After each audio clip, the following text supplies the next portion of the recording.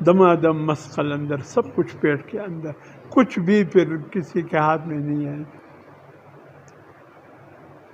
وہ ہمارے یہ چند سال قبل کی بات ہے. میں گیا تھا تخت بائی، ایک علاقہ مردان کے قریب. وہاں تخت بائی سے ایک کلومیٹر کے فاصلے پر ایک گاؤں ہے، ٹکر اس کو بولتے ہیں. تو ٹکر میں سے وہ پٹواری کا کام کرتے یار دوست تھے، ان کی دعوت پر میں گیا. پورا گاؤں پریشان حیران تھا، کوئی ہنستا نہیں تھا. میں نے وہ ساتھی سے کہا، میں نے کہا کیا بات ہے، آپ کے گاؤں میں کوئی غم کا واقعہ ہوا ہے؟ کہ بہت بڑا غم ہوا ہے. میں نے کہا کیا ہوا؟ کہتے یہ جو ہم ٹکر گاؤں کے جتنا کچرا جہاں ڈالتے ہیں، کچرا خانہ جو تھا گاؤں کا، یہاں پر ایسے کچھ پولیس کی گاڑی آ گئی، فوج کی گاڑی آ گئی، کچھ پرانے ہندو آ گئے ہندوستان سے پوری قانون سازی کے ساتھ. انہوں نے یوں پیچھا ناپا، یوں کیا، وہ نہر تھا اس سے اندازہ لگاتے گئے. پھر مزدوروں کو اٹھایا، کچرا ایک طرف کیا. وہی کچرے کا زمین جب کولا 15-18 کے قریب مٹکے سونے کی نکل آئے.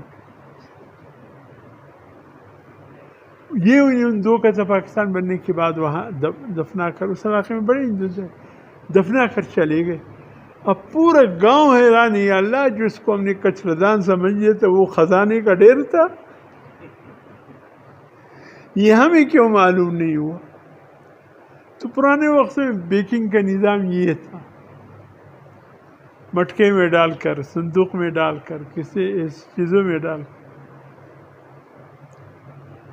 تو یہی طریقہ تھا. اس میں فرمایا 2.5% دے کر باقی تمہارا مال جیسے خرچ کرو. زکوٰۃ، روزہ، نماز، حج، سبحان اللہ. فرمایا 9 ذی الحج کو زوال کے بعد جو شخص میدان عرفات میں حاضر ہو جائے وہ حاجی ہے. وضو شرط نہیں ہے، نماز شرط نہیں ہے، ذکر شرط نہیں ہے، صرف حاضری شرط ہے. ورنہ بہت بوڑھے، اگر یہ شرط ہوتا کہ جا کر 2 رکعت نفل پڑھ کر آ جاؤ تو بہت سے بوڑھے شام تک وضو کرتے رہ جاتے. خواتین بیچاری بیماری کے ایام وہ تو بیچاری تڑپتے ہوئے رہ جاتی. بے ہوش بندہ تو ایسے